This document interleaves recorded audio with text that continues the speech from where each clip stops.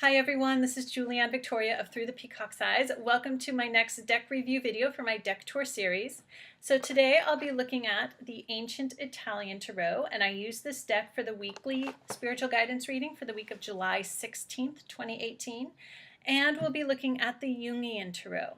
And I picked these two decks because the minor arcana, the numbered cards, are very simple, very reminiscent of playing cards. So it's just the suit and the number of that suit. So for example, let's start with the Ancient Italian Tarot. So first off, that's the back. And it is a pretty standard tarot size deck, although I feel like it's slightly thinner, but a pretty standard size and a standard card stock. Now the cards, so to show you what I mean, we have the Nine of Swords here. Here we have the Three of Swords. And swords are curved in this deck, the wands are straight. So this is the Ten of Wands, which can be a little confusing when you first get this deck, if you get it. So the wands look like fountain pens, and the swords look like curved swords, but they almost always have a hanging sword. Pretty sure in most cards. Here we have the Eight of Pentacles, so just 8 pentacles. This is the Ace of Pentacles. The Ace of Swords, so of course this one just has the one sword. Here we have the Six of Wands. And let's see if we got some cups here. Here's the Eight of Cups, so just 8 cups. So very simplified with the minor arcana. Of course, with the court cards, we see the court figures. We have the Queen of Wands, and it is in Italian, so Regina di Bastoni. Here we have the Devil, Il Diavolo, Le Stelle, the Star. Let's see, look at a few more cards. Here we have the Wheel. The Seven of Swords are curved swords. So technically this is reversed, because the central sword will be hanging down. But I tend to not read reversals with this deck. I'm actually not reading many reversals right now, just because if there's sort of a reversal message coming to me, it will come through with the card upright. The Eight of Swords, so this one does not have a hanging sword. Here we have the Tower. Let's see if we can get some more. Here's some cups, 5 of Cups. Okay, so you get an idea how the minor arcana are very reminiscent of the playing cards, which I believe inspired them. The major arcana and the court cards do have the character or the symbolism that is pretty traditional. Now the shuffle with the Ancient Italian Tarot. Get that there. It shuffles very nicely. Again, it is a pretty standard card stock. Smooth. Nothing sticky about this deck.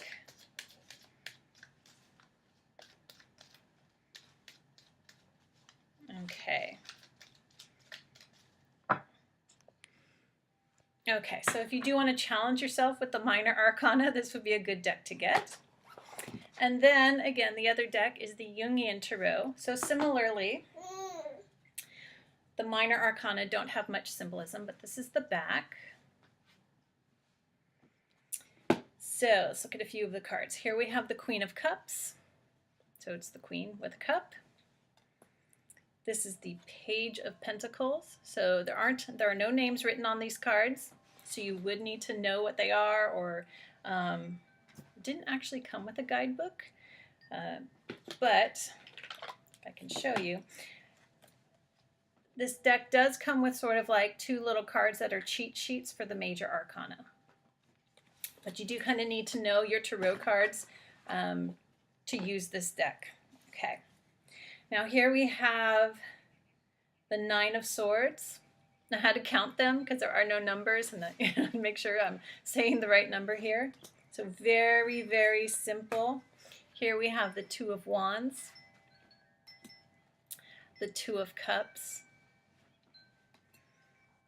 Here we have Strength, the Six of Pentacles. So you either really need to know your tarot cards or really challenge yourself to read these cards intuitively. Here we have the Chariot. And here we have the Page of Cups. Let's do a few more. Here we have the World card. the Ace of Swords, and the Ten of Wands. Okay, and one more, the beautiful High Priestess. Okay, so this can be a challenging deck. Again, if you're new to Tarot, you're not familiar with the symbolism.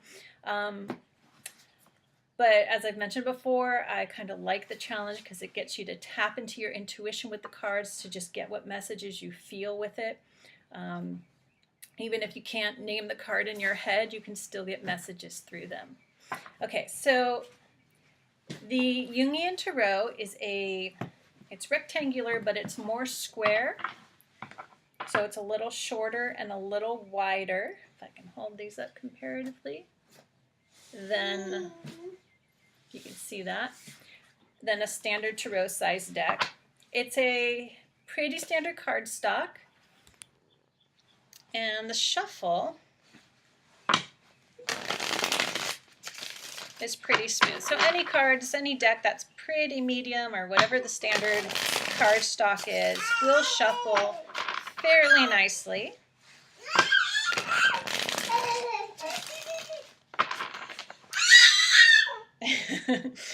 And it shuffles fairly smoothly this way as well. So the slightly wider, more squarish rectangular shape of this deck does make it a little bit smaller, which I kind of like for shuffling this way.